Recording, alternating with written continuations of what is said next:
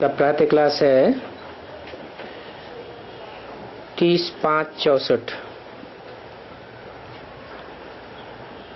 Record चला है, जिसका साथी है भगवान उसको क्या रोके आंधी और क्या रोके तूफान।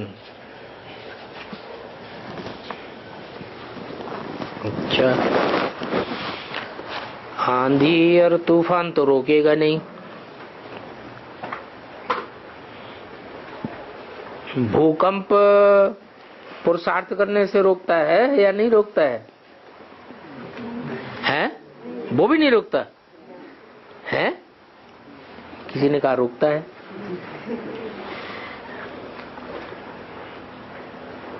भूकंप रोकता है?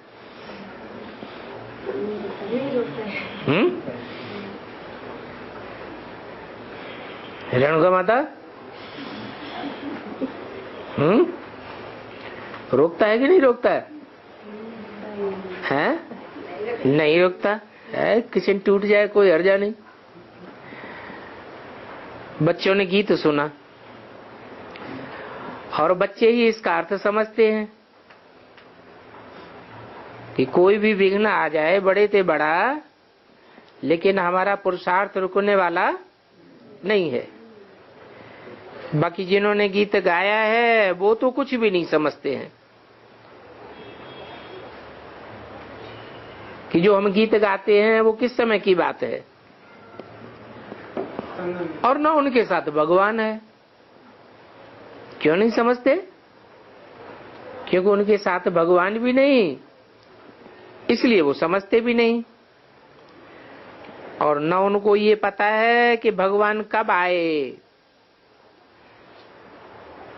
और कब आकर अपने बच्चों को स्वर्ग का वर्षा देते हैं। भगवान आते हैं ना तो क्या करते हैं? भगवान मनुष्य को देवता बनाते हैं, नर को नारायण बनाते हैं। तो देवता को क्या चाहिए? नरक चाहिए कि स्वर्ग चाहिए? कौन सी दुनिया चाहिए? देवताओं को तो फिर स्वर्ग की दुनिया चाहिए। तो बाप ने ही आकर के सन्मुख अपने बच्चों को परिचय दिया है। क्या परिचय दिया है? कि मैं स्वर्ग का रचयिता हूँ, और जो धर्म पिताएं हैं वो स्वर्ग नहीं रचते हैं। उनके आने के बाद तो ये दुनिया और भी ज्यादा नरक बनती जाती है।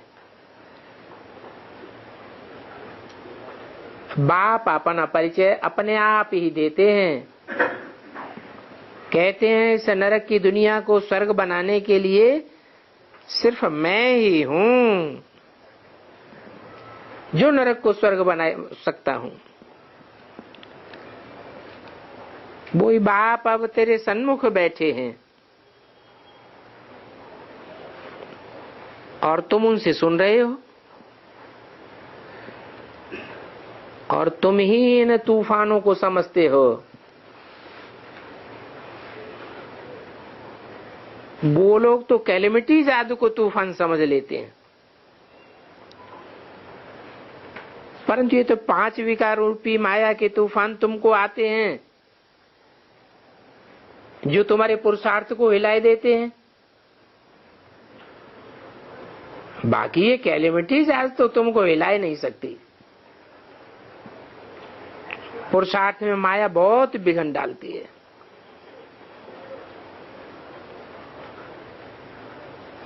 ये नेचुरल कैलेमिटीज आती हैं, ये तुम्हारे पुरुषार्थ को बढ़ाए देती हैं या घटाए देती हैं? बढ़ाए देती हैं। और माया पीछे हटाए देती है। तो देखो ये 5 विकारों रूपी माया के तूफान तुमको आते हैं, इनकी परवाह नहीं करनी चाहिए। क्यों नहीं करना चाहिए? क्योंकि हम जानते हैं कि ये 63 जन्मों का हिसाब किताब पूरा हो रहा है। सिर्फ बाप को अच्छी रीति याद करने से सब तूफान उड़ जाते हैं। जैसे बाबा ने कल रात भी समझाया कि बादशाह का बच्चा होगा तो उनको नशा होगा कि हमारा बाप बादशाह है और हम भी बेपरवाह बादशाह हैं। इस बादशाही का मैं मालिक हूं।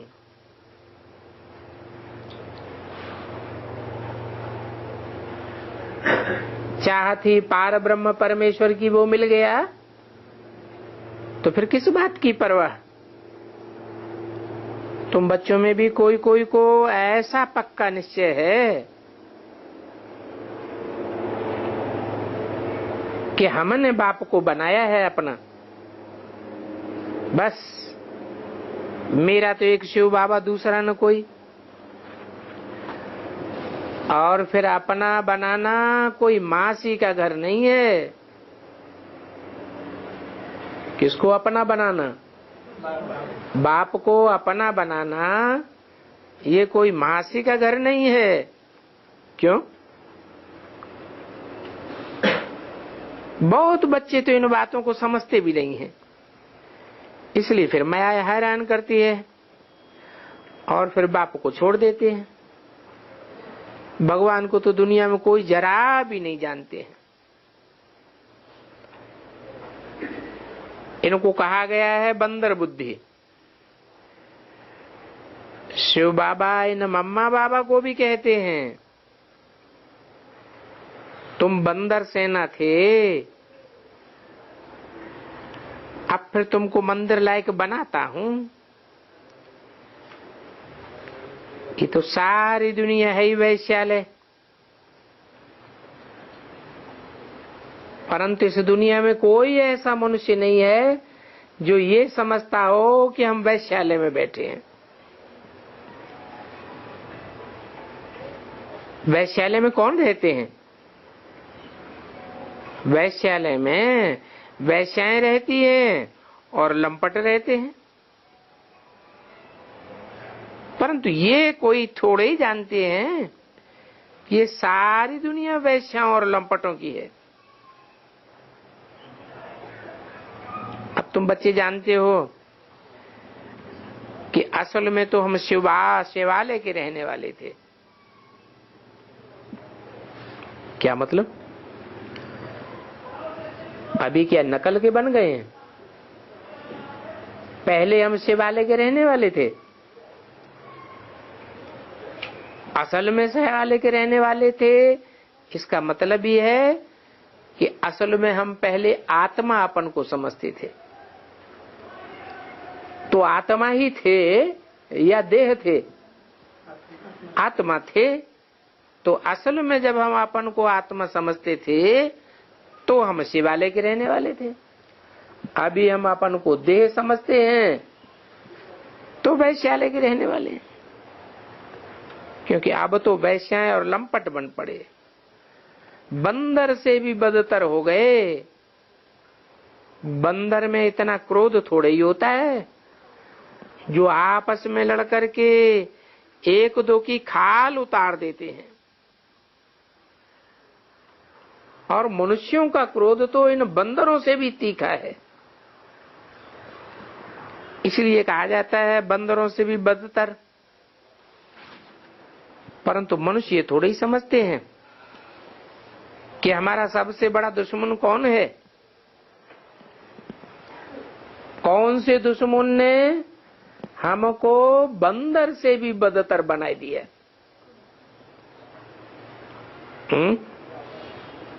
तो सबसे बड़ा दुश्मन कौन सा है? रावण को भी तो 10 सिर दिखाए हैं, उनमें भी सबसे बड़ा दुश्मन कौन है?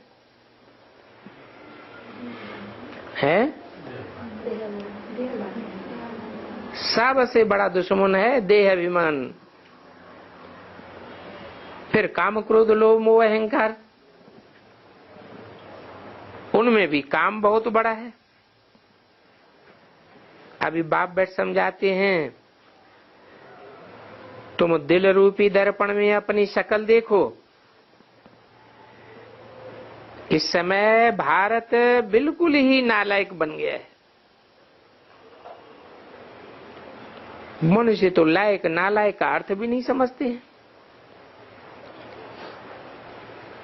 तुम जानते हो कि हम पहले कितने नालायक थे, कितने शूद्र थे। अभी बाप ने लायक बनाया है, परंतु जो श्रीमत पर नहीं चलते हैं उनको फिर से माया कितना नालायक बना देती है। बाप श्रीमत देते हैं कि देह सहित जो कुछ भी तेरे पास है वो सब बलि चढ़ जाओ, फिर तुमको ट्रस्टी बनाए देंगे। और ट्रस्टी बनाए करके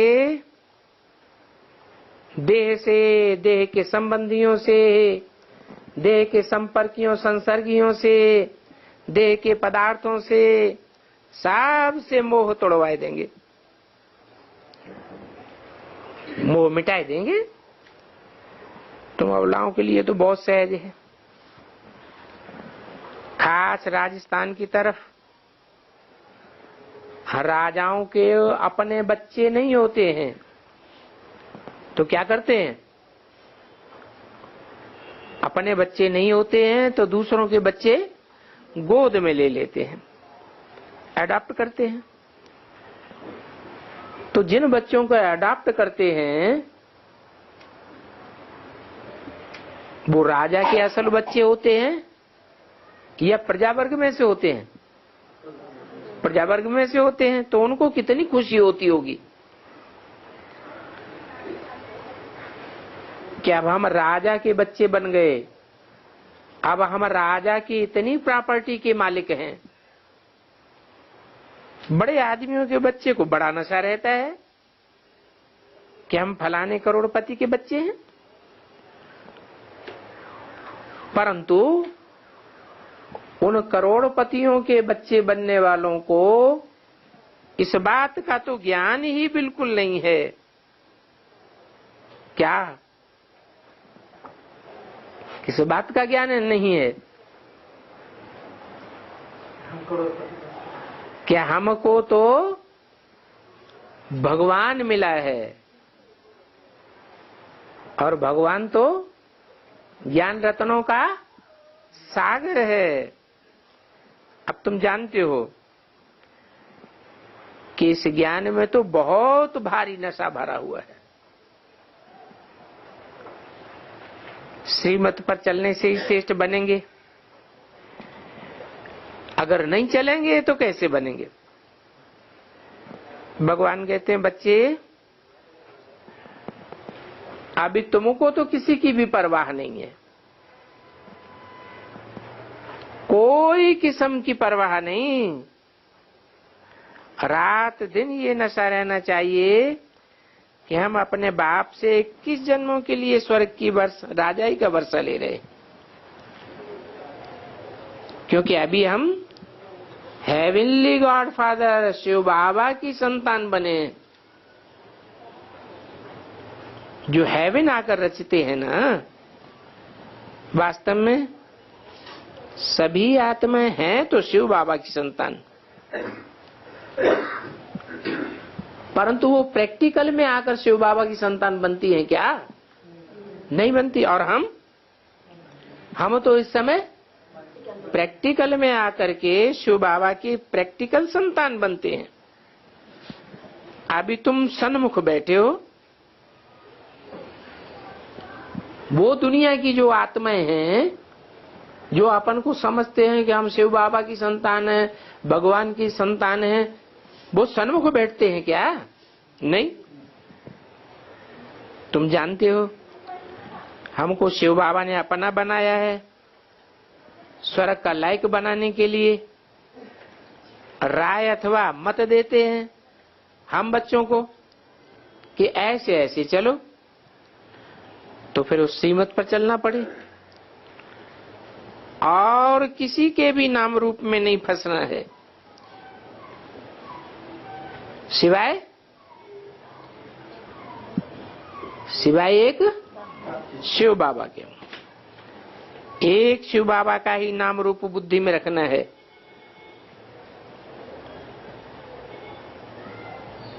जब किसी को याद करते हैं तो बुद्धि में क्या रहता है? माँ बच्चे को याद करती है तो बुद्धि में क्या रहता है? बच्चे का रूप याद आता है ना। तो तुमको भी एक शिव बाबा का नाम रूप बुद्धि में रहना चाहिए। उनका नाम रूप मनुष्यों से बिल्कुल न्यारा है। क्या मनुष्यों का नाम रूप कैसा होता है और भगवान का नाम रूप कैसा होता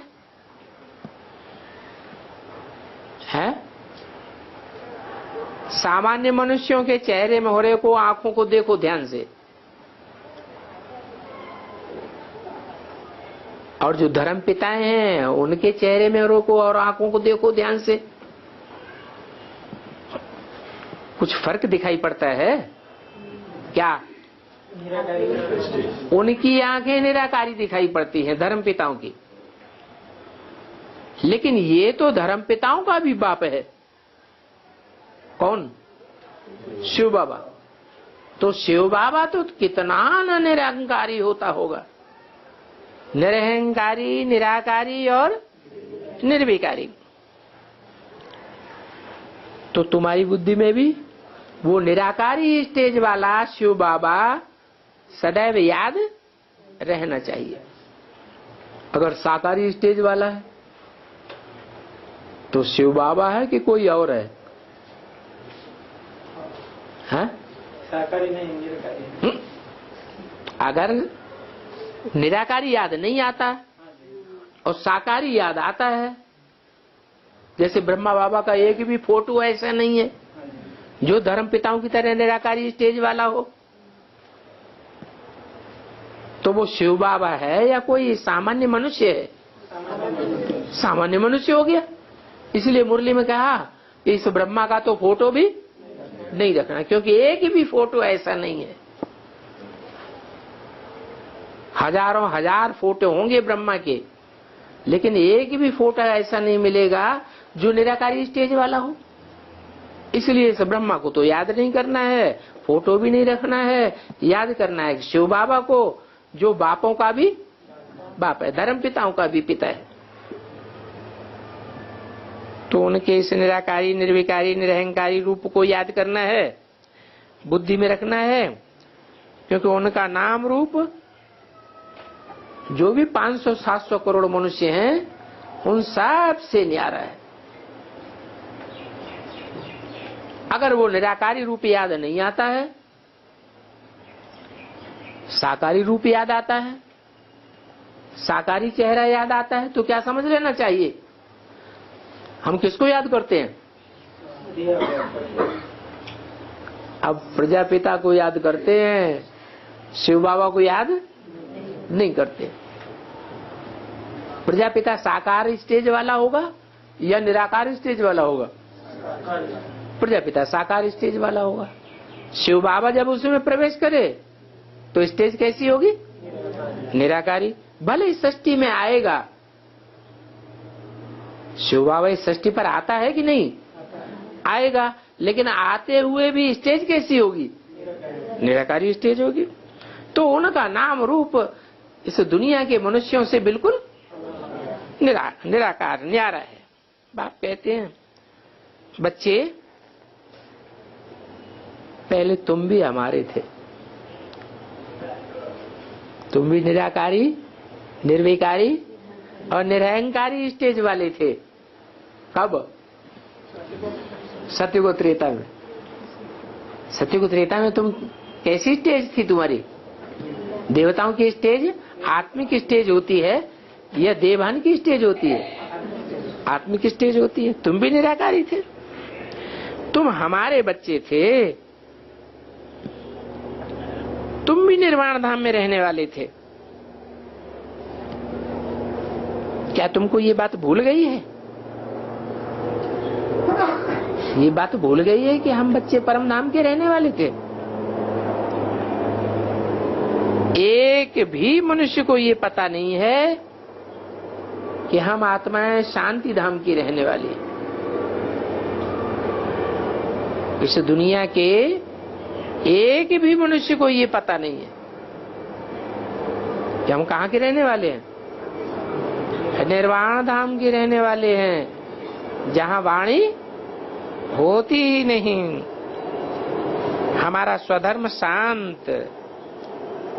ये शरीर हमारे आर्गन्स हैं, कर्म करेंगे नहीं तो पार्ट कैसे बजावे। इन आर्गन्स से पार्ट बजाते हैं। वैसे हैं हम आत्मा निराकारी दुनिया की रहवासी। ये बात मनुष्य बिल्कुल नहीं जानते। 30-5-64 की वाणी का दूसरा पेज। परंतु ये जानकारी कौन पावेंगे कि हम निराकारी दुनिया के रहवासी थे। ये जानकारी, ये ज्ञान मनुष्य पावेंगे, जानवर पावेंगे, कीट पशु पक्षी पावेंगे। कौन पावेंगे ये जानकारी? मनुष्य ही पावेंगे। मनुष्य किसको कहा जाता है? जो मन का उपयोग करे वो मनुष्य। जानवर थोड़े ही मन चलाते। जानवरों को मन बुद्धि होती है क्या?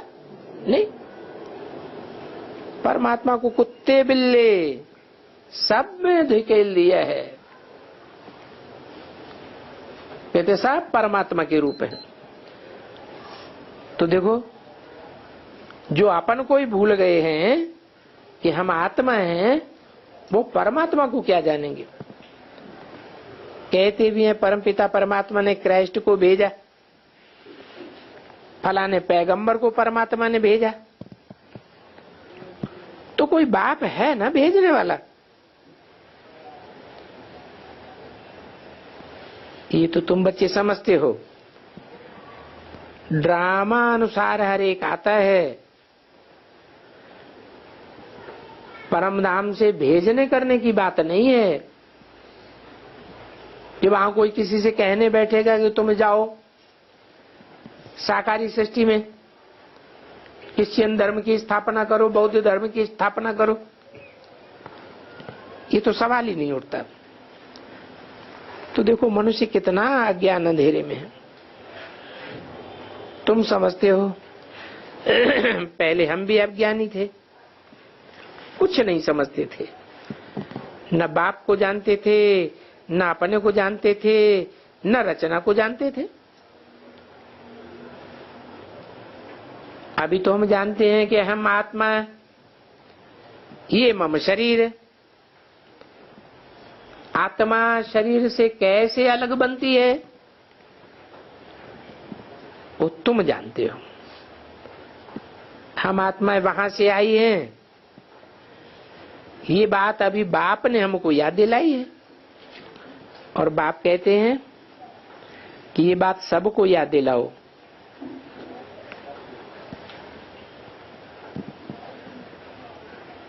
बाप दादा ने जो बॉम्बे में ईश्वरीय निमंत्रण के पत्र छपवाए थे, जिसमें एक तरफ लक्ष्मी नारायण का चित्र, दूसरी तरफ शिव का चित्र, एक तरफ ईश्वरीय निमंत्रण एड्रेस आदि,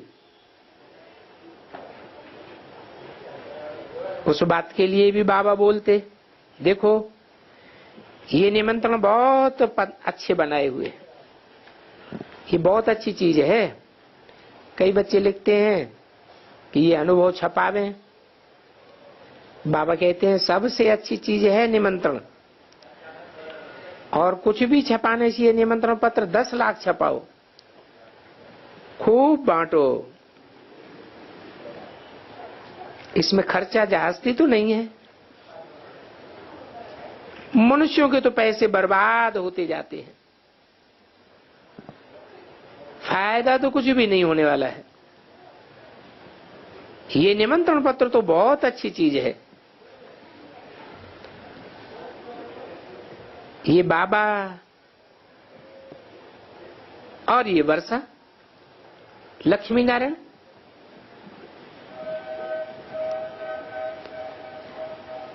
परमपिता परमात्मा से आकर के ऐसा वर्षा ले लो नर से नारायण बनने का। तुम नर से नारायण के स्टूडेंट्स हो ना। वो साहूकार लोगों के बच्चे पढ़ते होंगे, खुश होते होंगे, परंतु हमारे आगे तो वो कुछ भी नहीं है साहूकारों के बच्चे। क्यों?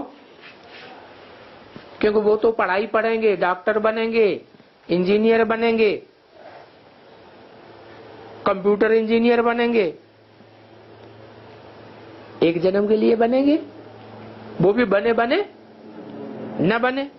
और हम तो ये पढ़ाई पढ़ करके कितने जन्म की प्राप्ति करेंगे? 21 जन्म की प्राप्ति करते हो।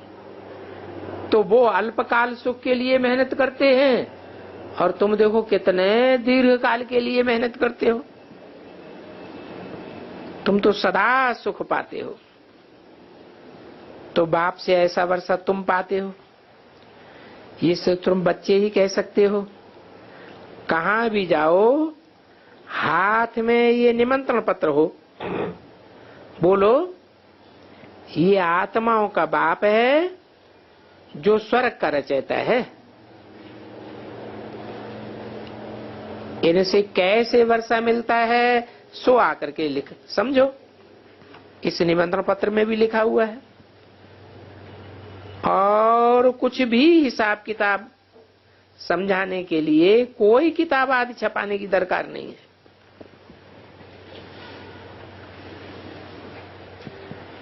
सिर्फ निमंत्रण पत्र देना है।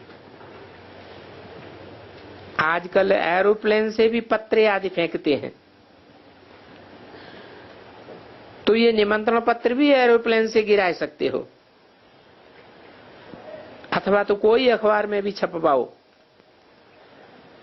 आपस में मिलकर के राय करो, इन्हें जास्ती से जास्ती संख्या में कैसे छपावें। अंग्रेजी में, हिंदी में, गुजराती में। बच्चे कहते हैं ना बाबा हम क्या सर्विस करें, तो बाबा बच्चों को ये राय देते हैं ऐसे निमंत्रण पत्र लाखों की तादाद में छपवाओ। इनको करेक्शन कर सकते हैं। कोई कोशिश करके एरोप्लेन से फेंकवाए, कागज अच्छा हो। बच्चे लंबा चौड़ा किताब बनवाते हैं, परंतु इन लंबी चौड़ी किताबों की, मोटे मोटे ग्रंथों की कोई दरकार नहीं। ये पत्रे कोई अच्छे अच्छे क्वार्टर्स में एरोप्लेन से गिरेंगे तो बहुतों को निमंत्रण मिलेंगे। ये एरोप्लेन विनाश के लिए भी है और तुम्हारी सर्विस के लिए भी है। लेकिन ये काम गरीब बच्चे तो कर नहीं सकते, परंतु बाप तो गरीब निवाज है। जानते हो गरीबी वर्षा लेते हैं। वो साहूकार तो धन के ममत्व में फंस मरते हैं। उनका सरेंडर होने में हृदय भी दीर्ण होता है। तो तुम देखते हो इस समय कन्याओं माताओं का भाग्य उदय हो रहा है। कैसे है? देखते हो कि नहीं देखते हो? कन्याओं माताओं का भाग्य कैसे उदय हो रहा है? पीछे से आगे हैं? सोसाइटी के पीछे से अभी आगे आ रहे, बाबा आगे ले रहे हैं। नहीं, उनका हम देखते हैं कि कन्याएं माताएं जास्ती सरेंडर हो रही हैं। साहूकार उतने सरेंडर नहीं हो पाते। देखो भंडारे में माताएं कितना प्यार से काम करती हैं। श्रीनाथ द्वारे में माताएं ही सारा भोजन आय बनाती हैं। बाप कहते हैं मुझे माताओं द्वारा इस भारत का इन साधु संत विद्वान आचार्य सब का उद्धार करना है। श्रीनाथ द्वारे का मिसाल क्यों दिया?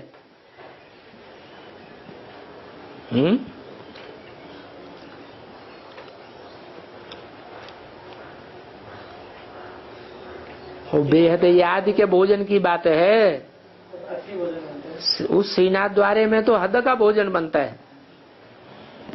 ये है बेहद के भोजन की बात। बेहद का भोजन है याद। याद हमारी खुराक है आत्मा की, और वो याद की खुराक जो अव्यभिचारी याद होनी चाहिए वो माताएं ही बनाती हैं। बाप कहते हैं मुझे माताओं द्वारा इस भारत का, इन साधु संत विद्वान आचार्यों का सबका उद्धार करना है। भारत जो इस समय नरक बन गया है उसे स्वर्ग बनाना है। आगे चलकर के तुम देखेंगे कि वो साधु संत आदि भी आवेंगे, विद्वान आचार्य भी आवेंगे। अभी तो वो लोग अपने में बहुत मगरूरी दिखाते हैं, अहंकार दिखाते हैं, समझते हैं हमारे जैसा विद्वान आचार्य कोई भी नहीं है। वो नहीं जानते कि गृहस्थ व्यवहार में रहते बाप ने राजयोग सिखाया है। उन्हों का हठ योग कर्म संन्यास अलग है। भगवान तो जरूर स्वर्ग का मालिक बनावेंगे, तो बच्चों को वो खुशी रहनी चाहिए। बाबा भक्ति मार्ग में भी लक्ष्मी नारायण का चित्र बड़े प्यार से रखता था। उसमें दिखाते हैं लक्ष्मी नारायण के पांव दबाए रही है। ऐसे ऐसे चित्रों से ही उल्टा उठाए गुरु लोग अथवा पति अपने पैर माताओं से दबवाते रहते हैं। तो वो तो उल्टा उठाया उन्होंने। सुल्टा क्या हुआ है? हाँ, ये बुद्ध रूपी पांव की बात है। बुद्ध रूपी पांव भगवान बाप जिसमें प्रवेश करते हैं उसकी बहुत ग्लानि होती है दुनिया में, है? तो दुनिया तो ग्लानि करती है, माथा गर्म कर देती है, और लक्ष्मी जैसी माताएं क्या करती है? माथा तरोताजा कर देती है। तो बुद्धि रूपी पांव दबाने की बात है, ये स्थूल पांव दबाने की बात तो है ही नहीं। तो देखो बाबा को तो वो चित्र देख करके ख्याल आया, लक्ष्मी को दासी बनाए करके इन्होंने बैठाई दिया है। क्या इनको दास दासी नहीं है जो लक्ष्मी से पांव दबाते हैं? किनको? नारायण को। जब दास दासी मौजूद थी राजाओं को, तो फिर लक्ष्मी से पांव दबाने की क्या दरकार? लेकिन जो हम तो जानते हैं कि जो दास दासी बनने वाले होंगे वो तो बुद्ध रूपी पांव में और दर्द कर देंगे, या बुद्धि को सुखी करेंगे और ही दर्द कर देते हैं। उन दास दासियों की तो बात ही नहीं है। यहाँ तो ईश्वरीय श्रीमत के बरखिलाफ जो चलते हैं, आचरण करते हैं, वो दास दासी बनते हैं। तो बाबा ने लक्ष्मी का चित्र निकलवा दिया। कौन से बाबा ने निकलवा दिया? ब्रह्मा बाबा ने क्यों निकलवा दिया? बुद्धि में बात असली तो बैठी नहीं। जैसी गुरुओं ने समझाई थी वैसी बात बुद्धि में बैठ गई, तो बाबा को अच्छा नहीं लगा, उन्होंने लक्ष्मी को चित्र में से हटा दिया। तो बाबा नारायण का चित्र देख करके बहुत खुश होता था और बहुत रोता भी था। क्यों? क्यों रोता था? क्या होना है? रोता था, परंतु क्या होना है ये तो कुछ पता नहीं था। बस नारायण से दिल लग गई। है कहाँ की बात? हैं? ब्रह्मा बाबा को जब पता लगेगा, अभी तो खुद को गीता का भगवान समझे बैठे हैं, लेकिन जब अंत में उनको पता चलेगा कि नारायण बनने वाली जो आत्मा है वो तो अंतिम जन्म में आकर के एकदम लास्ट में खड़ी हो जाती है। लखापति करोड़पतियों का मान मर्तबा होता है या गरीबों का मान मर्तबा होता है? लखापति करोड़पति ब्रह्मा बाबा जैसे हैं उनका तो बहुत मान मर्तबा होता है, और बाप जिसमें प्रवेश करते हैं वो तो बहुत बहुत गरीब। तो बाबा की दिल उनसे लग गई। अभी तो हम समझते हैं ये चित्र सब रंग है। कोई भी किसी के ऑक्यूपेशन को जानते ही नहीं है। 30/5/64 की वाणी का 3रा पेज। तुम जानते हो, और तुम हरेक की बायोग्राफी को बता सकते हो। बाप बच्चों को कितना समझाते हैं कि अपना अथवा औरों का कल्याण करना होता है, तो कैसे कल्याण करेंगे? हैं? अगर अपना कल्याण करना है और दूसरों का कल्याण करना है तो क्या करें? सेवा में लग जाओ। सेवा में लग जाने से हमारी आत्मा का भी कल्याण होगा। कैसे? जितना हम दूसरों को समझावेंगे, सुनावेंगे, उतना हमारा ज्ञान भी विस्तार को पाता जाएगा और दूसरी आत्माओं की भी सेवा होगी। हमारी बुद्धि में ज्ञान का मनन चिंतन मंथन जास्ती चलेगा। और सबसे बड़ी बात, सबसे उन बच्चों को बाबा याद करते हैं। जिन बच्चों को बाबा याद करेगा उनको ज्यादा याद आएगी, या जो खुद बैठ करके पुरुषार्थ करेंगे याद का? बैठ गए, कोई काम धंधा नहीं, सेवा एवा सब छोड़ दी, उनको ज्यादा याद आएगा? है? हाँ, जिनको बाबा याद करेगा उन बच्चों को तो बहुत पावर बढ़ जाएगी। तो बोला, तो बच्चे अब सुस्ती छोड़ दो, सेवा में लग जाओ, ऐसे ऐसे पत्र छपवाओ। इनमें एम ऑब्जेक्ट बिल्कुल क्लियर है। वर्षा भी है, डीटी वर्ल्ड सॉवरेंटी। बाबा ने बोर्ड भी ऐसा बनवाया है, एक तरफ लक्ष्मी नारायण, दूसरी तरफ शिव का चित्र और बीच में निमंत्रण छपा हुआ हो। तो बच्चों को भी सर्विस पर लग जाना चाहिए। ये पर्चे खूब बांटो। निमंत्रण तो सबको देना है। बेहद के बाप से स्वर्ग का वर्षा आय करके जरूर मिलना चाहिए। जहां बहुत लोग जाते हो ऐसी जगह पर भी बांटो, क्योंकि निमंत्रण तो सभी को देना है। बेहद के बाप से स्वर्ग का वर्षा जरूर मिलना चाहिए। जैसे नेहरू मरा तो उस समय वहां कितने लोग गए होंगे। ऐसी जगह पर जाकर तुम एरोप्लेन से फेंको तो वहां कोई भी नाराज नहीं होगा। जो ऑफिसर लोग हैं उनको समझाई देना चाहिए, खर्चा हम दे देंगे, कितनों को निमंत्रण मिल जाएगा। बॉम्बे में भी ये सब कर सकते हैं। बाहर से फॉरेनर्स आते हैं, कितने मनुष्य उनको देखने जाते हैं।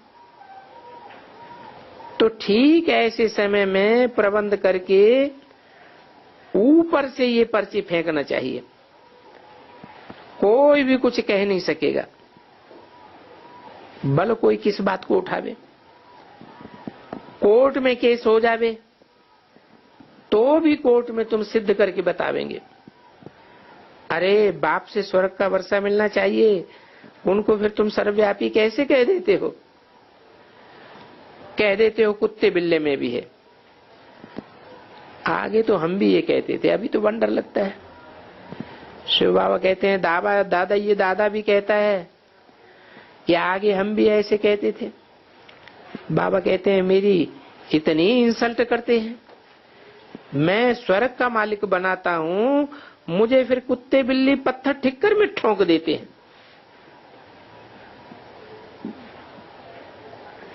भक्ति मार्ग में ऐसा करते हैं ना, हैं? करते हैं। इसकी शूटिंग कहाँ होती है? कैसे?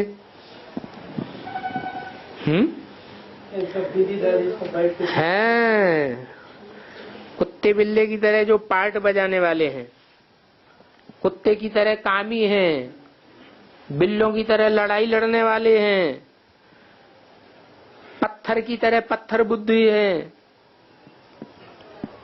ठिक्कर की तरह, मिट्टी का ढेला होता है ना, उसे कहते हैं ठिक्कर, पांव की ठोकर लगे और बिखर जाता है।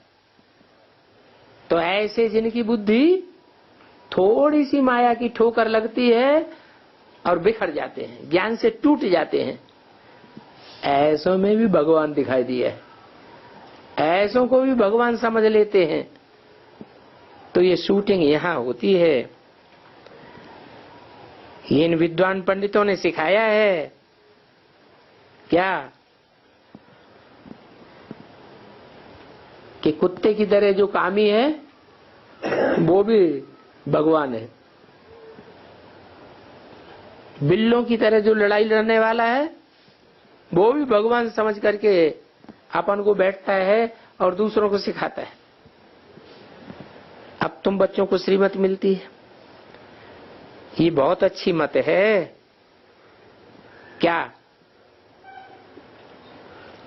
कि भगवान कुत्ता बिल्ला में नहीं आता है, भगवान तो सर्वव्यापी है ही नहीं, भगवान तो एक व्यापी होकर आता है। तो ये निमंत्रण पत्र एरोप्लेन से फेंकने की कोशिश करो। एमएलए आदि की मीटिंग होती है, वहां जाकर के बांटो। हम लोग धंधा करते थे तो टूरिस्ट कार में जाकर पत्रा बांटते थे ताकि सबको पता पड़े। इनमें तो बहुत कम खर्चा है। गीताएं आदि छपी सो छपी, अब वो भी नहीं छपानी है। इतना खर्चा करेंगे सब धरती में दब जाएगा।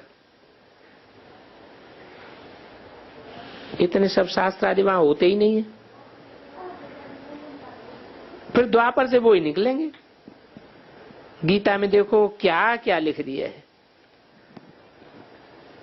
हे अर्जुन, भिंडी खाने से ये होगा, बैंगन खाने से वो होगा। कौन सी गीता में लिख दिया है?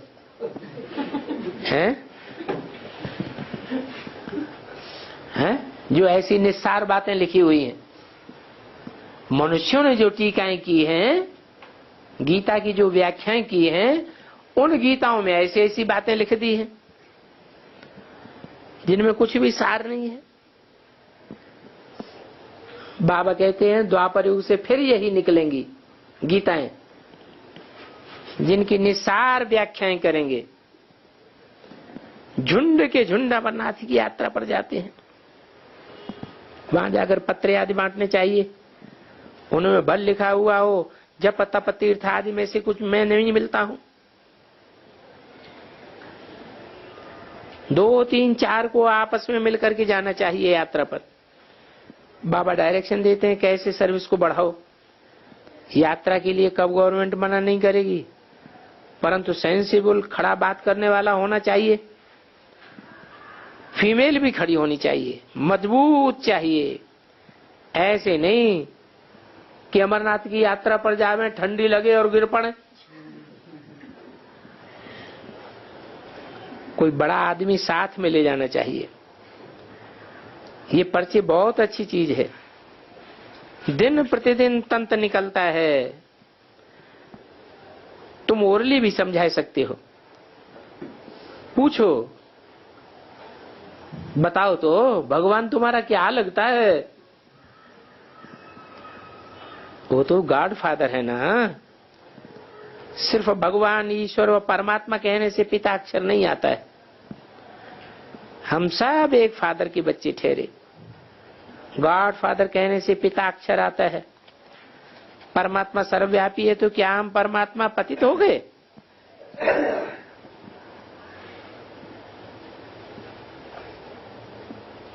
ये सारी दुनिया पतितों की है, तो क्या परमात्मा भी पतित बन जाता है? अरे वो तो पतितों को पावन बनाने वाला है। वो तो ऊंचते ऊंचे है।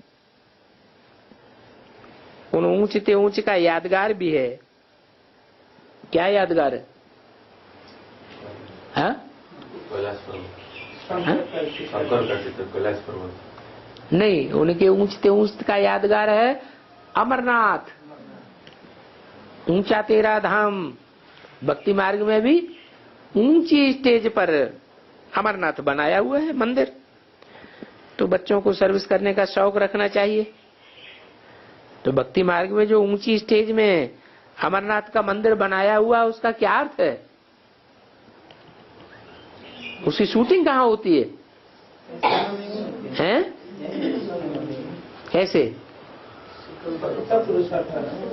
हाँ, कि अमरनाथ का जो मंदिर ऊंची स्टेज पर बनाया हुआ है, वो उनकी ऊंची स्टेज की यादगार है।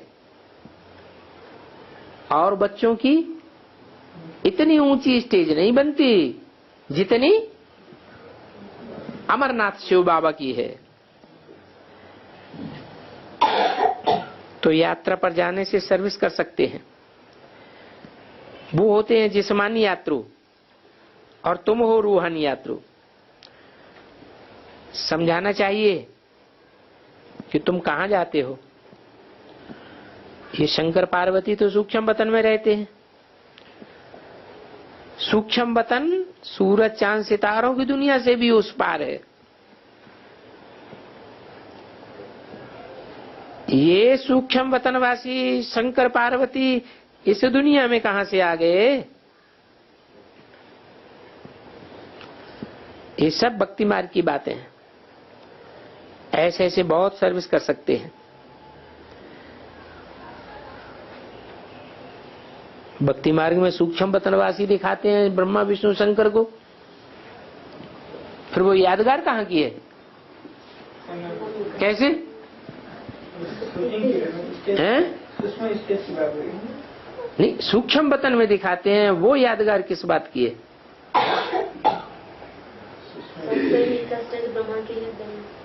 मनन चिंतन मंथन की सूक्ष्म स्टेज में रहते हैं।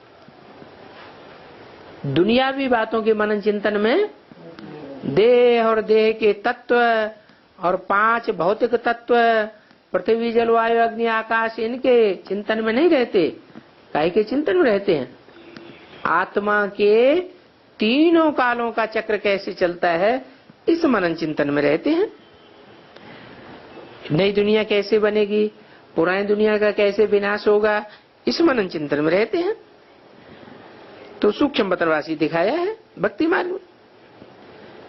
तो ये सब भक्ति मार्ग की बातें हैं। ऐसे ऐसे बहुत सर्विस कर सकते हो। भक्ति पिछाड़ी तो बहुत धक्के खाए, उन पर तरस पड़ता है जो भक्ति मार्ग के आडंबर में लगे हुए हैं। सबसे अच्छी भाषा हिंदी है। क्यों?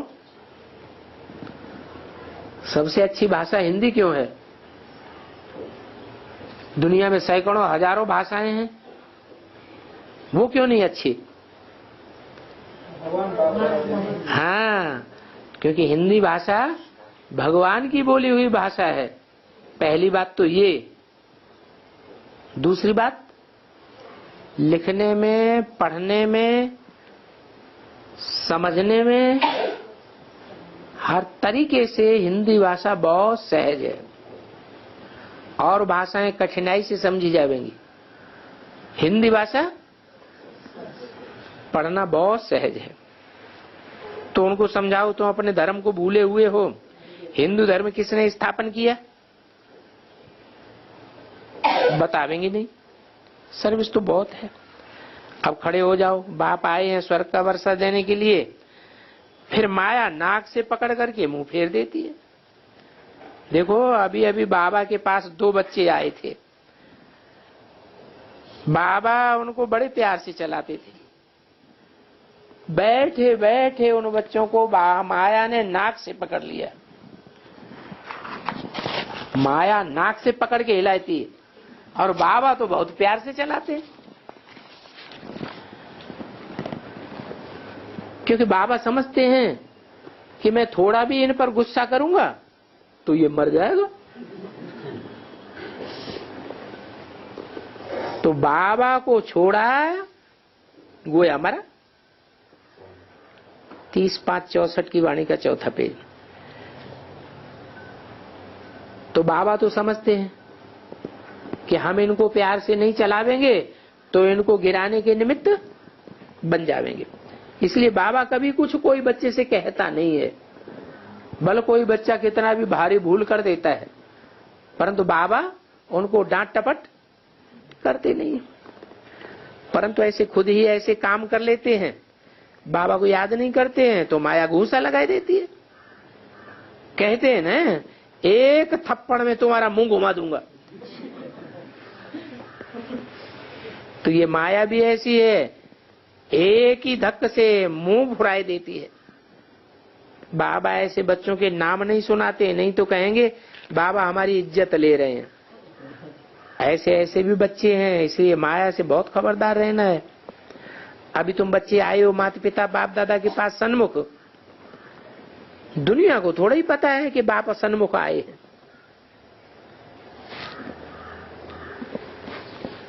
तुम्हारी बात है, अब आत्माओं की ज्योति बुझी हुई है, एकदम नहीं बुझ जाती है, थोड़ी सी लाइट रहती है, फिर अब आकर के ज्ञान घृत डालते हैं। जब कोई मरते हैं तो मरने के बाद दीवा जगाते हैं ना, वो कहाँ की यादगार है? ये इस समय संगम युग की यादगार है, जब सब आत्माएं देह अभिमान में मरने लग पड़ती हैं, आत्मा अभिमान किसी में रहता ही नहीं है, तो बाबा आकर के ज्ञान का दीपक जगाते हैं। वो 12 दिन के लिए जगाते हैं?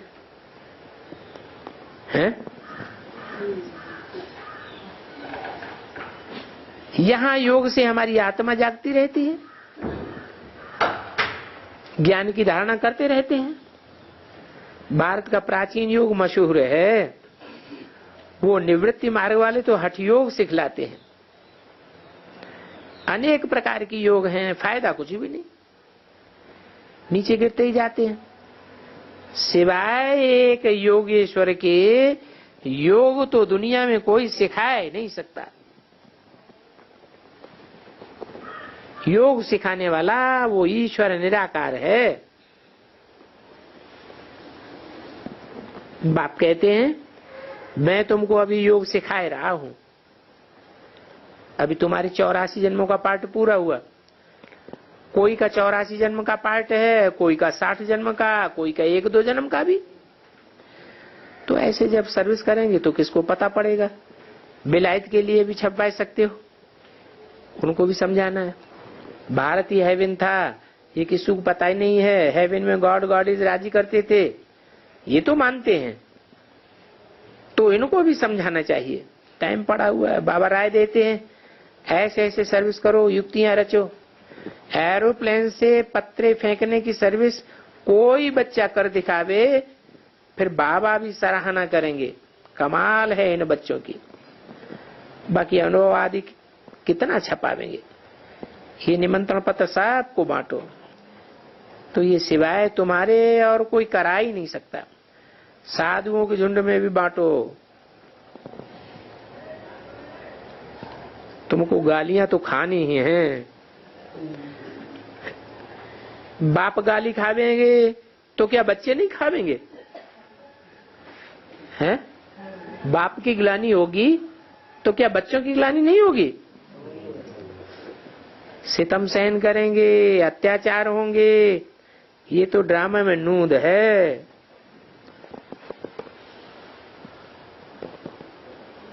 शुरुआत फरक्काबाद से हो रही है। बाप कहते हैं मेरी कितनी ग्लानि की है, हैं? अखबारों में की है, पत्रिकाओं में की है, रेडियो में की है, टीवी में की है, चैनल्स में की है, इंटरनेट में भी की है। ये बना बनाया ड्रामा है। ये फिर भी सब कुछ होगा। अभी तुम बच्चों को पार्श्व बुद्धि बनाता हूं। पार्श्व बुद्धि बनाए कर तुमको बहुत भारी वर्षा देता हूं। ऐसे बाप को तो बहुत याद करना चाहिए, क्योंकि बाप विश्व का मालिक बनाते हैं। कहते हैं हे बच्चे तुम जीते रहो, स्वर्ग का राज भाग ले लो।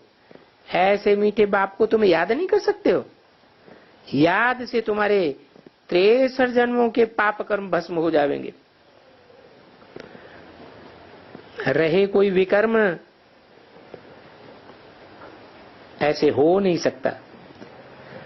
मम्मा बाबा कितनी सर्विस करते हैं, ज्ञान योग में रहते हैं, तो भी अभी तक कर्म भोग रहा हुआ है। तो जब कोई विकर्म आता है, विकर्म होता है, पाप कर्म सामने आता है, तो समझ लेना चाहिए कि अभी हमारा हिसाब किताब पूरा नहीं हुआ है। तो ख्याल चाहिए कि हम सर्विस नहीं करते हैं तो कितनी सजाएं खावेंगे। सबका पापों का हिसाब किताब चुप्पू होना है। बाबा उसमें सारा साक्षात्कार कराते हैं। तुम हमारा बनकर के फिर भी फारकती दे दी। तुम ट्रेटर्स बने थे ना।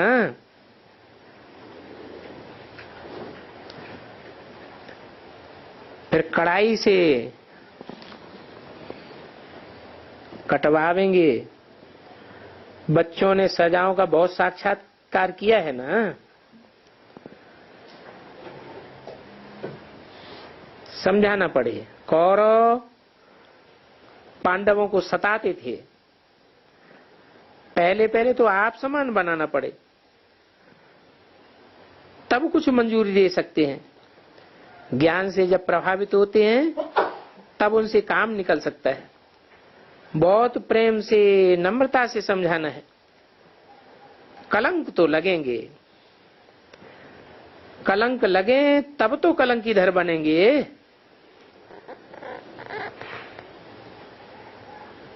तुम जानते हो कि कलंकीधर भी तो बनना ही है। कृष्ण अगर होता तो उनको तो एकदम चटक पड़ते,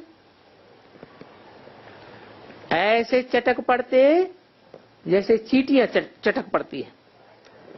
मनुष्य खड़े हो जाएं तुम बैठ न सको। अच्छा, मीठे मीठे सदा सलामत रहने वाले बच्चों को याद प्यार, गुड मॉर्निंग, ओम शांति।